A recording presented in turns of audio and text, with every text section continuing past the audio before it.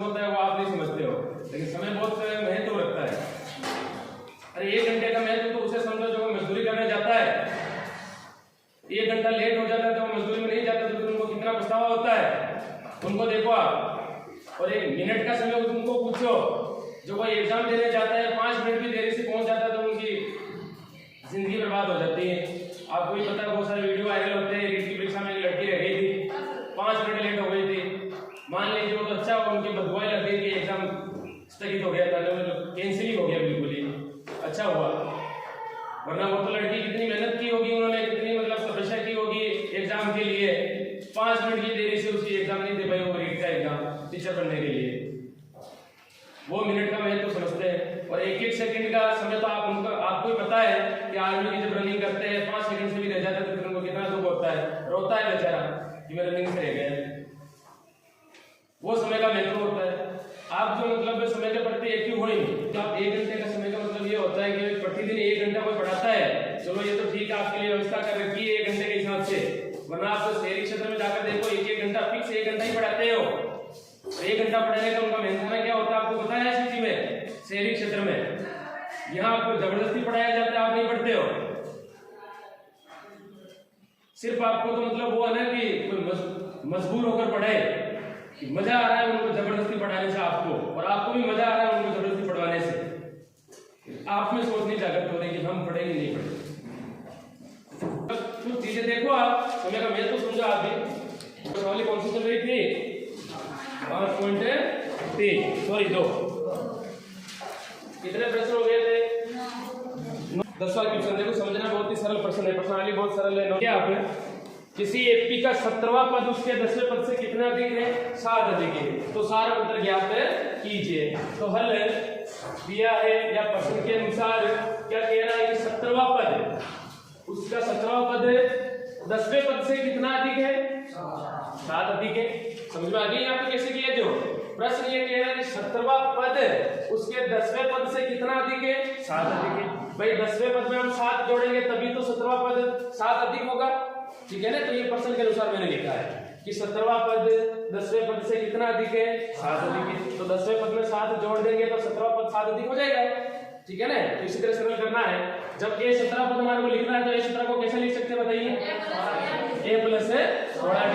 और इधर देखो a 10 को a प्लस 9d बराबर प्लस में 7 है ये। अब देखो बीच में बराबर का चिन्ह है, ये a प्लस का ये भी a प्लस का, दोनों ही क्या हो गए? कट गए। और 9d इधर प्लस के थे, इस तरफ आ गए तो किसके हो गए? माइनस के हो गए। और इधर क्या बच रहा है? 7।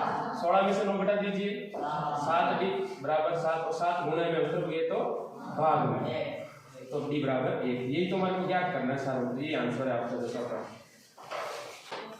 एपी का कौन सा पद उसके 54वें पद से 132 से अधिक होगा? इसे हमको दूसरे की तरह समीकरण बनानी है आपको। अब देखो प्रश्न 11वां है, हल एपी आपको दे रखी दी गई एपी। अब जो एपी दी गई है वो कौन सी है? 3, 15, 27 और 39 ठीक है। अब प्रश्न क्या कह रहा है? ये प्रश्नानुसार या प्रश्न के अनुसार कैसे भी लिख सकते हो। अब प्रश्न ये कह रहा है कि कौन सा पद, इसका कौन सा पद 54वें पद से 132 अधिक होगा। अब यहां देखो मैं मान लेता हूं, माना nवां पद 54वें पद से 132 अधिक है। मैंने क्या मान लिया? nवां पद मान लिया कि ये 54वें पद से कितना अधिक है? 132 अधिक है। तो अब आप प्रश्न के अनुसार देखिए कि nवां पद मैंने मान लिया, तो 54 में क्या करेंगे हम? 132 जोड़ देंगे, समीकरण बन गई ना। तो nवां पद 54वें पद से 132 कब अधिक होगा? जब 54 में हम 132 जोड़ेंगे तभी तो nवां पद 132 अधिक होगा। अब इसको सरल कीजिए आप। n का सूत्र क्या होता है? a plus n minus 1d। और a 54 का मतलब क्या हो गया? 53d बराबर 132। और एपी आपके सामने है ये। अब इस एपी में आप पहले मुझे बता दीजिए ए का मान क्या है? लिखा नहीं, आप लिख देता हूं। ए का मान क्या होगा? 3। और डी का मान क्या होगा? 15 माइनस 3, तो कितना आ गया? डी का मान है 12। अब इसमें रख दीजिए तो क्या हो गया? कट गया, क्योंकि ए का मान दोनों सेम है, ठीक है ना। तो एन माइनस डी का मान क्या है हमारे पास? 12। 53, डी का मान क्या है हमारे पास 12, 132 सरल कर दो इनको। n माइनस 1 12 12 36, 3 का 12 60, 3 63 प्लस 132। अब सरल करो आगे और इस तरफ कर रहा हूं देखना n माइनस 12 बराबर जोड़ दो इनको 6 2 8 और 3 और 3 6 और 6 1 7। अब देखो इधर ये 12 जो गुणे में उस तरफ जाएगा तो किसमें चला जाएगा भाग में। 768 बटे में 12 भाग दे दो इसमें। जब भाग देंगे तो कितनी बार जाएगा भाग 72 बच गए 4 बार चौक 50 हो गए। अब माइनस का 1 उस तरफ गया तो प्लस का हो गया तो n बराबर है 65। तो आंसर आपके आगे। तो यहाँ लाइन लिख देना आप, इसके बाद में लिख देना कि अतः 65वां पद 54वें पद से 132 अधिक होगा।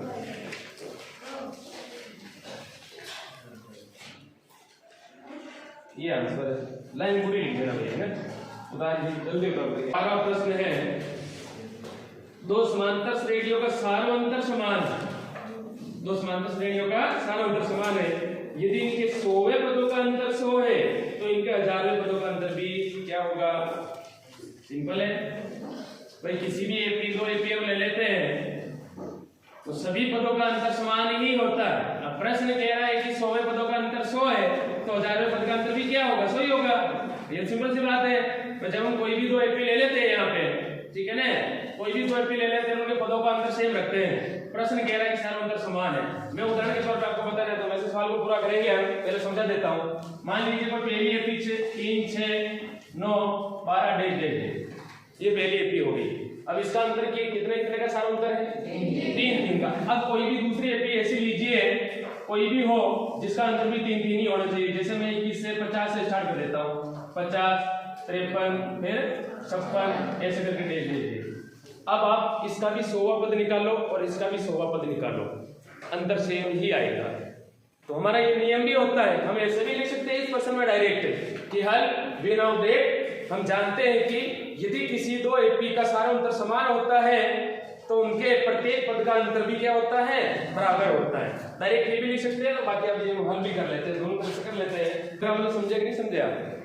जैसे देखो ये पहला पद है इसका, ये भी क्या है पहला पद, इनके बीच में कितने का अंतर आ रहा है नहीं, दोनों पदों के बीच में 47 का है ना, तो पहले पद में अंतर 47 का हो गया। अब आप ये दूसरा पद हो गया, इसके बीच में भी कितने का अंतर आ रहा है देखो, 53 में से 6 तो 47, इनके बीच में भी 47। तो इस प्रकार से आप चाहे 100वां पद निकालो चाहे 1000वां पद निकालो, अंतर सभी का समान ही होगा। ये रूल भी होता है हमारे दो एपी में। एपी पहले किसी भी प्रकार की हो, यदि दोनों एपी में सारवंतर समान होता है तो उनके प्रत्येक पद का अंतर भी समान होता है। ठीक है, तो लाइन भी लिख सकते हो आप और हल भी कर सकते हो। हम हल कर लेते हैं डायरेक्टली। प्रश्न हमारा 12वां है, हल दिया है किसी दो एपी का सारवंतर क्या है समान,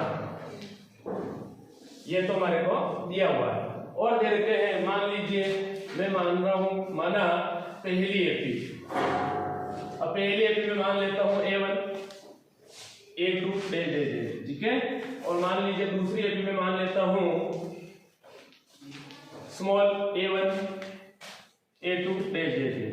अब प्रश्न में जो दिया है क्या कह रहा है कि दोनों एपी के सारवंतर तो समान है, समझ गए हम। अब प्रश्न क्या कह रहा है कि इनके 100वें पदों का अंतर कितना दे रखा है 100 दे रखा है प्रश्न में। अब अंतर का मतलब क्या हुआ बाकी होगी। अब मान लीजिए कि A100 माइनस A100 हो गया 100वां पद, ये 100वां पद इस एपी का और इस एपी का क्या हो गया 100वां पद। नीचे 100 लिखेंगे तभी तो 100वां पद होगा।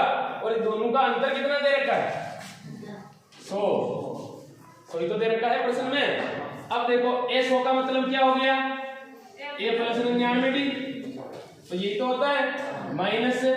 अब A इसका भी क्या हो जाएगा A प्लस 99D, लेकिन यह थोड़ा ध्यान रखना ये माइनस गुणा होगा अभी इन दोनों से, ठीक है, बराबर है 100।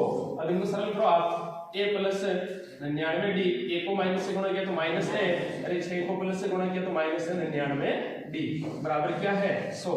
तो इन दोनों से ये तो कट गए और हमारे पास जो समीकरण प्राप्त हुई ये हो गई, इसको आप देखो समीकरण 1। अब हमारे को ज्ञात क्या करना है इसमें हजारे पद का अंतर ज्ञात कीजिए। तो हजारे पद का अंतर देखो तो a 1000 माइनस a 1000। अब इन दोनों का मान हमारे को निकालना है। प्रश्न यही तो कह रहा है कि दोनों एपी के हजारे पद का अंतर भी आप ज्ञात कीजिए। तो हजारे पद का मतलब क्या हो गया 999 माइनस डायरेक्ट बोल दो इसको a माइनस 999 डी। अब देखो ये प्लस का और ये माइनस का दोनों ही कट गया। हमारे पास क्या बचा a माइनस 1। समीकरण 1 से इसका मान क्या हो गया, इसका भी सही तो हो गया समीकरण 1 से। तो a माइनस a बराबर 100। तो अतः हजारों पदों का अंतर भी क्या होगा 100 होगा। ये उत्तर है आपका।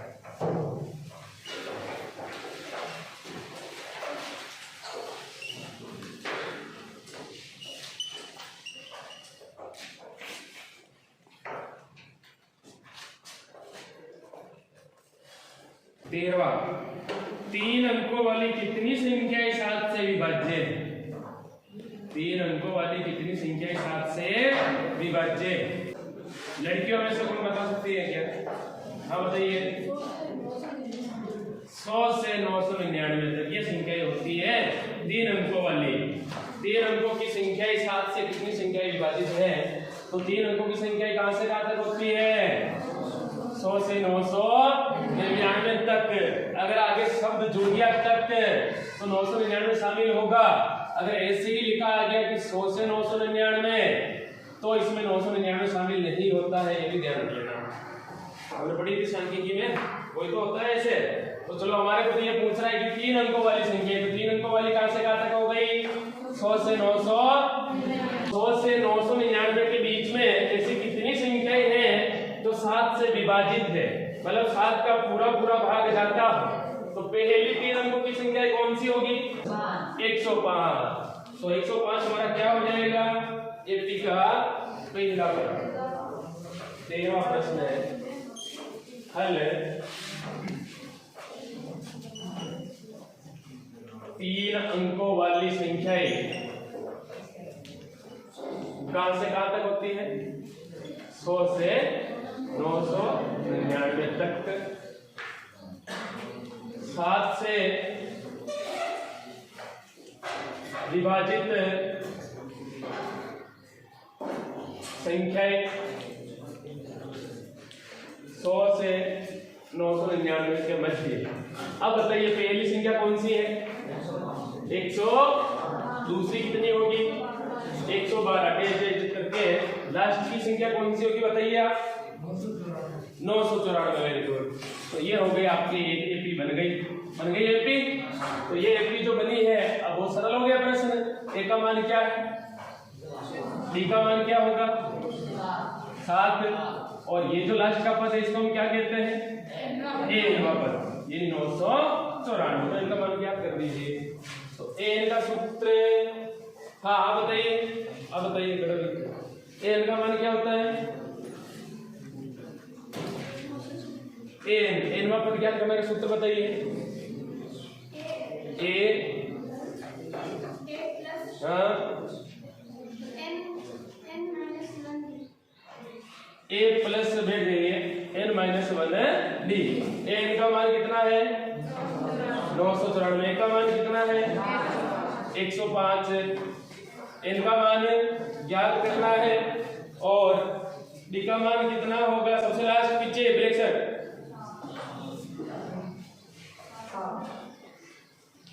ध्वनि प्रदूषण हो जाता है पहले। मैंने कहा है एक दूसरे को पता हो गई 105 प्लस के इस्तेमाल ये तो बहुत सारे स्टूडेंट होते हैं ब्लैक बोर्ड पर ये सब लिखा होता है कि डी का मान या 7 है, वो तो बता नहीं पाते, पता नहीं चलता कि दिमाग स्थिर नहीं रहता है, वो अनावश्यक सोचते रहते हैं। मैं डी का मान पूछना चाहूँ बता दिया इन्होंने, वरना शायद लगभग नहीं बता पाते बहुत सारे। तो आप भी ध्यान रखा करो यहाँ पे। तो n माइनस 1 7। अब 994 से 105 घटा दो, 14 में से 5 किए तो 9 बच गए 8, 889 और 7 इधर गुणे में 23 तरफ गए तो भाग में और इधर बच गया n माइनस 1। अब भाग दे दीजिए, भाग दे दिया 7 एकम 7 बच गए 1, 7 दूनी 14 बच गए 4, 7 7 50 हो गए n माइनस 1। अब माइनस का 1 इस तरफ आ गया तो प्लस का हो गया। तो n बराबर कितना हो गया 128। तो लाइन जरूर लिखना, आप लिख दोगे 76 100 से 999 के मध्य 7 से विभाजित वाली संख्या 128 है। ये हमारा आंसर है। 14वां प्रश्न, 10 और 250 के बीच में 4 के कितने गुणज है? गुणज का मतलब क्या होता है? परिभाषा कैसे बोलेंगे कि ऐसी संख्याएं जो किसी संख्या के गुणज पूछे गए उस संख्या से पूर्णतः विभाजित हो वे उस संख्या के गुणज कहलाते हैं। जैसे मैं यहाँ लिख दूं 5, जो भी 5 के पावर में संख्या आएगी वो सारी संख्या 5 के क्या कहलाएंगे? गुणज। जैसे मैं पूरे 7 का पावड़ा लिख दूं कि वो 7 के क्या कहलाएंगे? गुणज कहलाएंगे। अरे जैसे मैं यहाँ लिखूं नहीं लिखूं, जैसे देखो 12 गुना 2 12 गुना 24, समझे कि नहीं समझे? तो ये संख्या क्या कहलाती है? जिस प्रकार, हाँ बोलिए, गुणज। और ये संख्या क्या कहलाती है? ये संख्या क्या कहलाती है? ये तो आपको पता ही होगा ना। 2 गुना 3 का 6 क्या कहलाता है? गुणनफल। अरे गुणनफल कहलाता है। और ये 2 क्या कहलाता है? गुण्य। और ये कहलाता है गुणनफल। जिस प्रकार भाग में लिखते हैं कि नहीं लिखते हैं? भागफल, भाज्य, भाजक और शेषफल, उसी प्रकार गुणे पे भी होता है हमारे। वो चीज ध्यान रखना। फल 10 से 250 के मध्य 4 के गुणज बताइए। पहला गुणज क्या होगा? 12।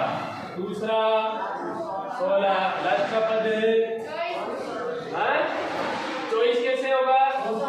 248। जब एपी बन गई है तो गुणज भी आप निकाल सकते हो। इनका मान तो निकालना है। इसका मान क्या हो गया? देख जाओ, डी का मान 4, 16 माइनस 12 तो 4 हो गए। और ये जो लास्ट का पद क्या होता है? ए। और ए का सूत्र, एवा पद का सूत्र है ए प्लस डी। और इनका मान क्या है? 248। ए का मान है 12 और इनका मान हमारे को ज्ञात करना है। डी का मान है 4। 12 प्लस के इस तरफ आगे तो माइनस के -1 4 गुणे में बाकी घटा दो 236। 4 गुणे में इस तरफ आगे तो भाग में और 236 में 4 का भाग दे दीजिए। भाग देंगे 4 पंजे 20 बच गए 3 और 36 बराबर है 1 माइनस का 1 है। इस तरफ आ गया तो प्लस का, तो इन्हें बराबर कितना आ गए? 7। लाइन लिख दीजिए जैसे 10 से 250 के मध्य 4 के गुणज 60 है। ये आपका आंसर।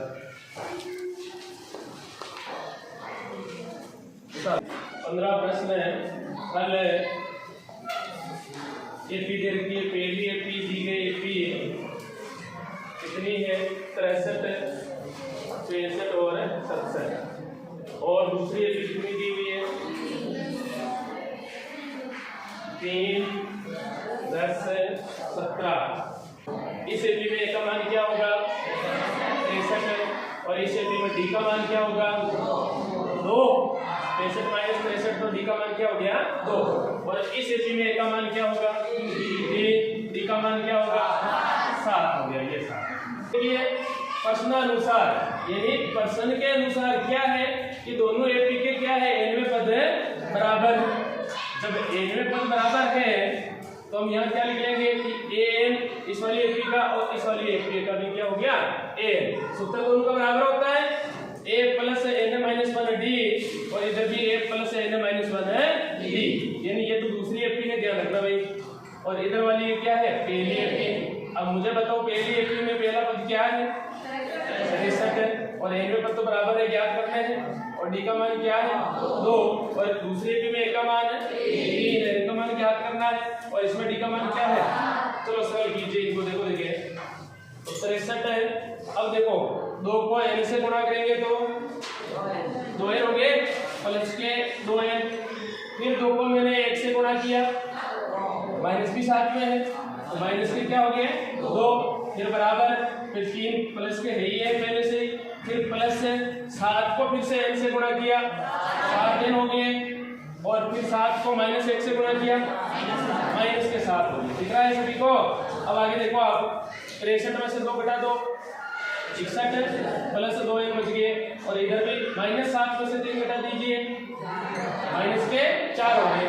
ये प्लस का था, प्लस का लिख दिया, -7 में से 3 किए तो माइनस के 4। अब देखो n पद वाले को एक तरफ ले लो और एक चर को एक तरफ ले लो। अब माइनस के 4 इस तरफ लेके आ गए तो प्लस के, और 7n पहले से ही है, और 2n इधर प्लस के तो उस तरफ गए तो माइनस के हो गए। 61 और 4 63, 7 में से 2 गए तो 5n, और 5 इधर गुणे में इस तरफ आ गए तो भाग में, तो इनका मान क्या आ गया 13, 13 पंजे 63। तो फिर आपको लाइन लिखनी है यहाँ पे कि अतः 13वें पद बराबर। थोड़ा प्रश्न पहले समझना, देखो एपी ज्ञात कीजिए जिसका तीसरा पद दिया है। क्या दे रखा है? तीसरा पद। ए3 का मतलब क्या हो गया 16, और ए3 का मतलब क्या है भाई a प्लस 2d बराबर क्या है 16। समीकरण दे दो इसको a। फिर और दिया है कि सातवां पद, प्रश्न के अनुसार सातवां पद पांचवें पद से कितना अधिक है 12 अधिक है। सरल कर दो इनको, दूसरी समीकरण आ जाएगी। फिर एपी ज्ञात करनी है हमारे को, ठीक है। a7 का मतलब है a प्लस 6d, a5 का मतलब है a प्लस 4d प्लस 12 के साथ में a से a कट गए, d प्लस के तो इस तरफ आ गए तो, और इधर 12 है, 6 में से 4 घटा दो 2d बराबर है 12। अब d का मान देखो 2 है, इधर इसको लेके जाएंगे तो गुणे में भाग, इधर गुणे में इधर आ गया तो भाग में हो गया 2 चिन्ह। d का मान क्या आ गया 6। अब एपी बनाने के लिए और किसका मान चाहिए हमारे को? a का और चाहिए, तो d बराबर 6 कौन सी समीकरण में रखते हैं? 1 में रख देवे तो a का मान आ जाएगा। d बराबर 6 समीकरण 1 में रखने बढ़िया, प्रतिस्थापित करने बढ़िया की बात है। a प्लस 2d बराबर 16, और d का मान हम क्या रख रहे हैं 6 रख रहे हैं। 2 गुणा 6 बराबर 16, 6 गुनी 12 बराबर 16, 12 प्लस के है इस पर भागे तो माइनस के, और a का मान क्या आ गया 4। अब हमारे को एपी ज्ञात करनी है, और एपी में मैंने बता रखा है a1 a2 और a3 a4, और ये नहीं हमारे को 4 पद ज्ञात, 4 तो ज्ञात करना है डेज। a का मान तो क्या दे रखा है 4 आ गया। a2 का मान ज्ञात कर लो, a2 का सूत्र क्या होता है a प्लस d। a का मान क्या आया 4, d का मान क्या आया 6, दूसरा पद क्या हो गया 10। इसी प्रकार a3, और मैंने कहा था कि क्रमशः है जब हम ज्ञात करते हैं तो a3 का सूत्र डायरेक्टली लगा दो, क्या होता है तीसरे पद में d जोड़ दो, और वरना आप ऐसे भी कर सकते हो a प्लस 2d, वैसे करो चाहे ऐसे करो एक ही बात है। हाँ a plus a2 plus d, तो a2 का तो मान कितना आ गया 10, d का मान कितना है 6, 16 हो गए।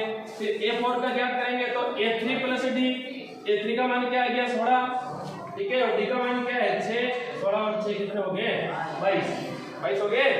अब देखो a बराबर 4 आ गई, a2 का मान 10 आ गए, और एक 16 आ गए, और 22 आ गए। तो ये आपकी एपी बन गई, ये आंसर लास्ट में लिख देना आप। अतः एपी बराबर का मान 4, 10, 16 और 22। प्रश्न एपी में अंतिम पद से 20 पद याद करना है। कौन से पद से? अंतिम पद से। अब देखो एपी दे रखी है आपको, दी गई एपी 3, 8, 13 253 में अंतिम पद से 20 पद याद करना है, यानी इस ओर से। तो आपको देखो सबसे पहले क्या करना है, इस एपी को इस तरफ से लिख दो पहले, और इस तरफ 253 है तो इस तरफ से आप लिख दो जैसे जैसे 253 13 आ रहा है, फिर क्या आ रहा है 8, फिर क्या आ रहा है 3। समझ गए? अगर प्रश्न में आपको अंतिम पद लिखा आ जाता है तो आपको ऐसे ज्ञात करना है। एपी लिखी हुई एपी को आप उल्टे लिख दो, 253 इधर लास्ट है तो पहला लिख दो, और इधर वाली संख्या को जैसे जैसे लिख दो। हो गया कंप्लीट। अब हमारे को क्या करना है, देखो इसमें ए का मान क्या होगा, पहला पद क्या है 253 हो जाएगा क्योंकि उल्टी लिख दी हमने। और डी का मान क्या होगा, मैंने कहा था आपको कि क्रमशः दो पदों का अंतर, वो भी कौन सा है, राइट साइड से स्टार्ट करेंगे हम। तो 3 में से 8 घटा दो, या 8 में से 13 घटा दो, ठीक है ना। तो 3 में से 8 घटा दो तो डी का मान क्या हो जाएगा -5। 3 में से 8 घटा रहे, दूसरा पद माइनस पहला पद, ऐसे तो करते थे। मैंने कहा था कि क्रमशः दो पद बचे हैं, बीच में से एपी के मध्य में से दो पद उठा लीजिए और उनका अंतर लिख दीजिए, और 20 पद ज्ञात करना है। यानी n का मान क्या है 20, ये तो कह रहा है कि बीसवां पद ज्ञात कीजिए। अब ज्ञात कर लो, सूत्र वही सेम है, n plus a minus n1 d। n का मान यानी बीसवां पद ज्ञात करना है। a का मान क्या है 253 प्लस n का मान क्या है 20 और d का मान क्या है -5। सरल कर दो, 253 प्लस 20 में से गया तो 19 इंटू -5। अब सरल कर दो वापस फिर से, 253 प्लस को माइनस से गुणा किया तो माइनस, 19 को 5 से गुणा किया तो 95। तो इधर लिख रहा हूं मैं, तो 20 बराबर है यानी 20वां पद बराबर 253 में से 95 घटा दो, 13 में से 5 गए तो 8, 14 में से 9 गए तो 6 और 168। तो ये 20वां पद आपके आ रहा है 168 आ रहे हैं, सॉरी 5 118। ये उत्तर है आपको। अतः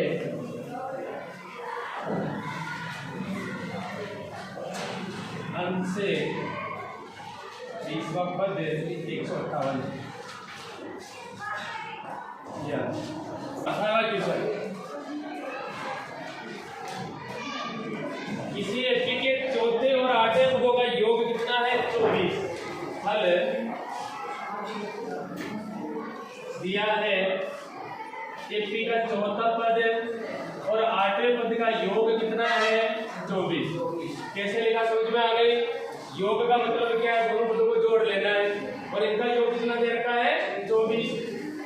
फिर अगली स्थिति में कह रहा है कि एपी का छठा और 10वें पदों का योग कितना है 44, यानी एपी का छठा पद और 10वां पद दोनों का योग कितना दे रखा है 44 है। तो इस एपी के प्रथम 3 पद ज्ञात कीजिए। प्रथम 3 पद आपको ज्ञात करने हैं। तो देखो सरल कर दो इनको, दोनों समीकरण आ जाएगी आपके पास।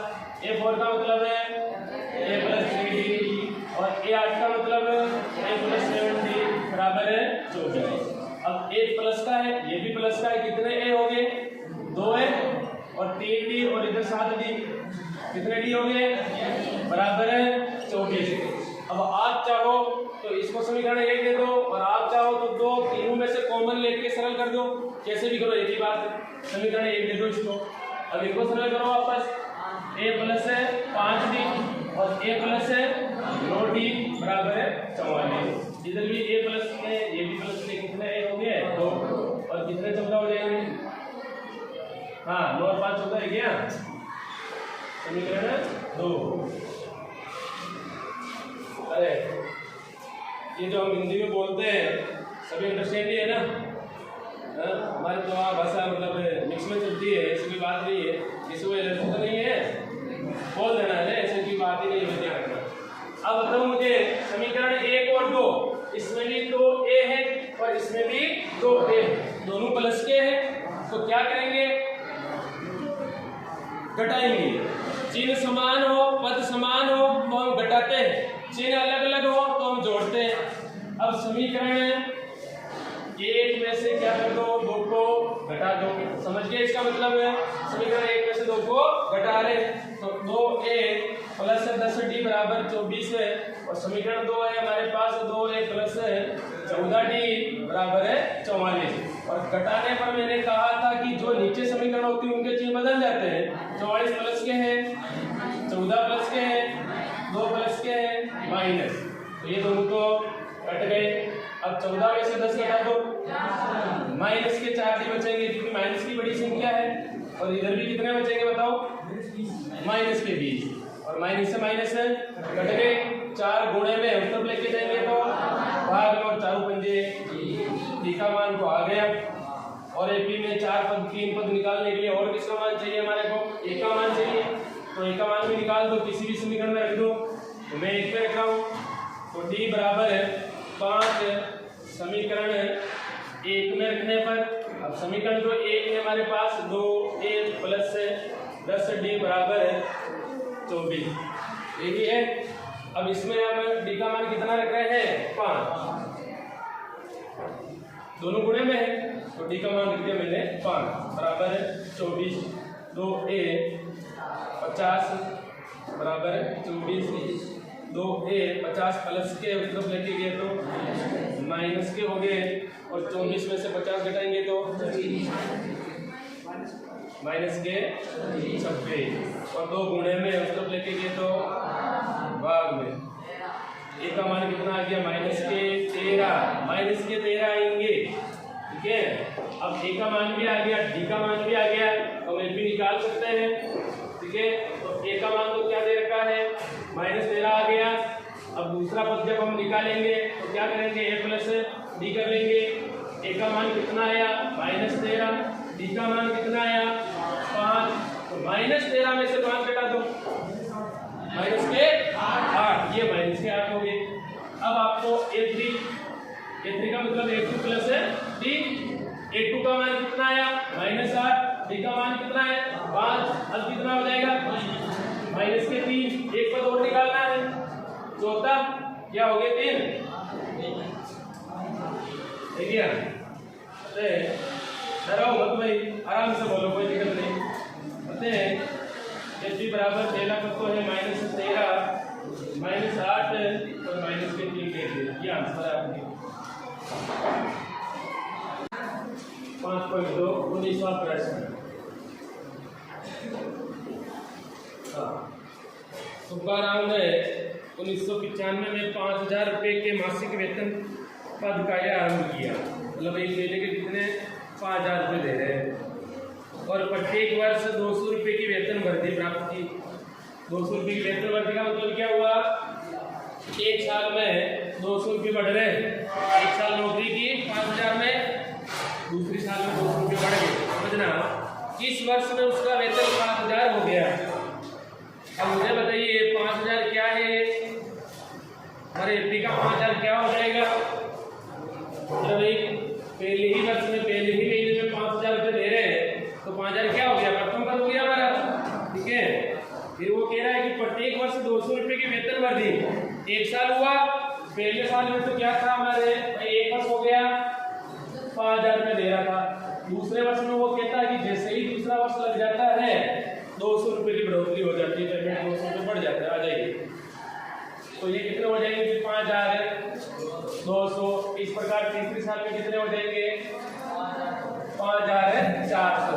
फिर हमारे को प्रश्न ये कह रहा है कि ये जो पैसे 7000 रुपये हो रहे हैं ये कौन से साल में 7000 हो जाएंगे। ठीक है, तो 7000 तो अंतिम पद हो जाएगा और n का मान हमारे को याद करना है, और a का मान क्या हो जाएगा 5000 और d का मान क्या हो जाएगा 200।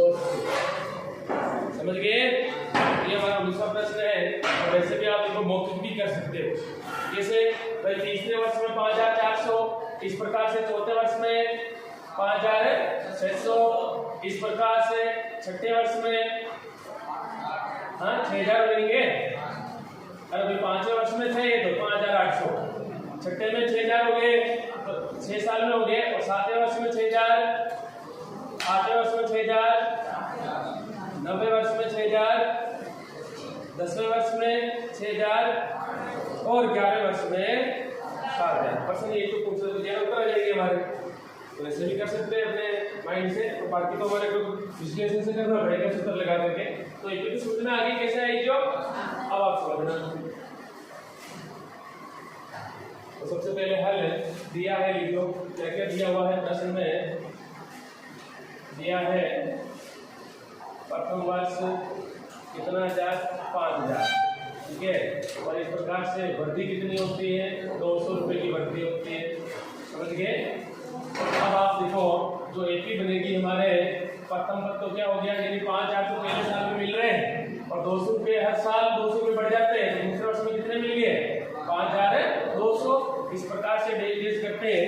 प्रश्न ये कह रहा है कि 7000 कौन से साल में हो जाते हैं, तो 7000 अंतिम पद हो गया हमारे एपी का, ठीक है ना। तो इसमें हमारे को एन का मान ज्ञात करना है। तो ए का मान बताइए क्या हो गया 5000, डी का मान क्या हो जाएगा 200, यानी 5200 माइनस 5000, तो डी का मान हो गया आपके 200। और ये जो अंतिम पद है मैंने बता रखा है इसको कर सकते हैं इनसे 7000, ये हो गया। और एन का मान हमारे को क्या करना है, क्या कर लीजिए। एन का सूत्र क्या होता है ए प्लस एन माइनस 1 डी। कोई भी चीज हमारे को कोई भी सवाल इजी लगता है तो कितना मजा आता है ना, जब जटिल आ जाता है तो दिमाग खराब हो जाता है। और वो क्यों सरल लगता है क्योंकि प्रैक्टिस करने से बार बार सरल लगेगा हमारे को, अपने बार बार प्रैक्टिस करना। एन का मान क्या है 7000, ए का मान क्या है 5000 और एन का मान हमारे को ज्ञात करना है और डी का मान कितना है 200 रुपये। अब देखो 5000 प्लस के है, इस तरफ लेके आ गए तो ये हो गए माइनस के और इस तरफ बच रहे हैं n-1 है 200। अब 7000 में से 5000 घटा दो 2000 और इस तरफ 200 गुणे में है, इस तरफ आ गए तो ये हो गए भाग में और इस तरफ n-1 शेष रह रहा है, भाग दे दीजिए। 2 0 से 2 0 कट गए और 20 में 2 का भाग दिया 10 रह गए तो 10 बराबर n-1 और -1 इधर है, इधर आ गया तो प्लस का हो गया तो n बराबर कितना आ गया 11। तो आपको लाइन लिखनी पड़ेगी। आते हैं 11वें वर्ष में वेतन 7000 हो जाएगा, ये आंसर है आपको।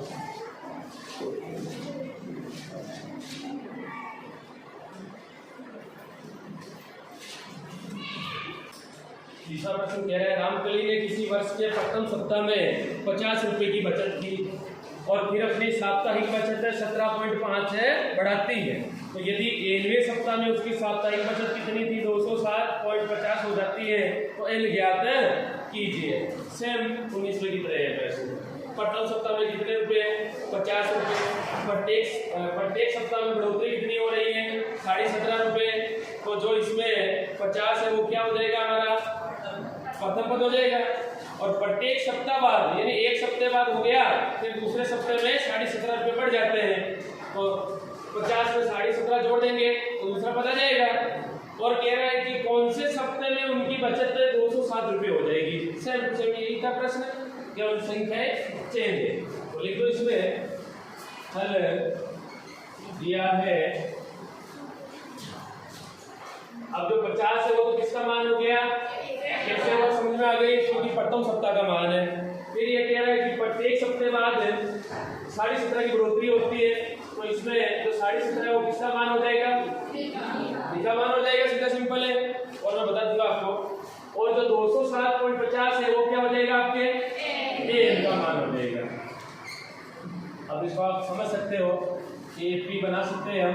भाई पहले सप्ताह में कितने रुपए थे 50, दूसरे सप्ताह में कितने हो जाएंगे 67.5, भाई दोनों को जोड़ दिया, ठीक है। और इस प्रकार से लास्ट में ये कह रहा है कि 207 जो रुपए हैं वो कौन से सप्ताह में हो रही है हमारे को ज्ञात करना है, ये तो प्रश्न है।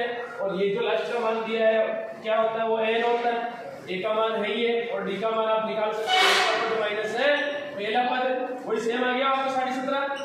अब सीधा आप सूत्र लगा दो, वही ए निकल ए प्लस n-1 डी, एन का मान कितना है 207.50, ए का मान कितना है 50 प्लस एन का मान हमारे को ज्ञात करना है और डी का मान कितना है 17.5 की बात है। अब 50 इधर प्लस के इस तरफ ले लो माइनस के हो जाएंगे, ये माइनस के हो गए और इस तरफ जो शेष रह रहा है n-1 17.5। अब आप सरल करो 207 में से 50 घटा दो, शेष कितने रहेंगे 207 में से 50 घटाने तो 157.50 और 17.5 देखो इधर गुणे में थे, उस तरफ आगे तो किसमें आ जाएंगे भाग में आगे और बराबर n-1। अब आप इनको सरल कर दो, और सरल कैसे करते हैं, अब देखो नीचे तो पॉइंट नहीं है, हाँ अच्छा 17.5 आएगी। अब देखो ऊपर पॉइंट के बाद कितने अंक और नीचे कितने अंक एक है, तो आप इसको सीधा ऐसे भी सरल कर सकते हैं। भाई पॉइंट हटाएंगे नीचे कितने जीरो लगाएंगे 2 या 100 लगा दो या 2 जीरो लगा दो, एक ही बात है, समझ रहे हो ना आप। यहाँ पॉइंट हटाएंगे, पॉइंट के आगे जितने अंक होते हैं उतने ही नीचे जीरो लगाते हैं। संख्या लिखी है तो संख्या के आगे जीरो लगा दो वरना 100 लगा दो, कोई दिक्कत नहीं। एक संख्या के अगर एक पॉइंट के बाद एक अंक हो तो कितने लगाते हैं 10, पॉइंट के बाद 3 अंक हो तो 1000, 3 अंक हो तो 1000, 2 अंक हो तो 100। इस प्रकार से जैसे ये कोई हो गया पॉइंट लगाएंगे ये 100 हो गए, इस प्रकार से करेंगे 10 हो गए, फिर इस प्रकार से कोई अंक है तो फिर लगाएंगे 1000 ऐसे, ठीक है। अगर ऐसे को डायरेक्ट संख्या लिखी हुई है ऐसे जैसे 5 तो पॉइंट को हटा दो ये जीरो आ गया, कोई भी संख्या है पॉइंट को हटा दो तो जीरो लगा दो, बात वही है सिंपल सी। तो आप यहाँ पर कर सकते हैं। अब देखो वापस नीचे से मैं पॉइंट हटाऊंगा तो ऊपर कितने लगेंगे आप बता दो? 10 लग जाएंगे, ऊपर नीचे लगे हैं ना। और इधर क्या बच गया? n माइनस 1 ये बच रहा है शेष इधर। अब आप काट सकते हो इसको, देखो 1 0 से 1 0। अब जो संख्या बच रही है ऊपर क्या हो गया? ये 1575 हो गए और नीचे हो गया 175 बराबर n माइनस 1। अब आप इनको काट सकते हो और दोनों को कब काटेंगे? एक ही पहाड़े का भाग जाना चाहिए, नीचे और ऊपर। देखो ऊपर भी 25 का भाग जा रहा है, नीचे भी 25 का भाग जा रहा है, तो ऊपर 25 का भाग देंगे तो 25 टक्के 150, फिर बच रहे हैं वापस कितने? 7 बच गए और 25 दिए 75, और नीचे 25 का भाग दिया तो 25 7 175 हो गए भाई। दोनों में 25 का भाग चला गया, ठीक है, बराबर बराबर। और इधर वापस आ गया n माइनस 1, वापस काट दो। 9 में 7 है 63, तो n माइनस 1, तो माइनस 1 इधर आ गया तो प्लस का हो गया, तो n बराबर कितना आ गया? 10। तो लाइन लिख दो नीचे की अर्थ है 10वें सप्ताह में 207.50 की बचत हो जाएगी। ये आंसर है।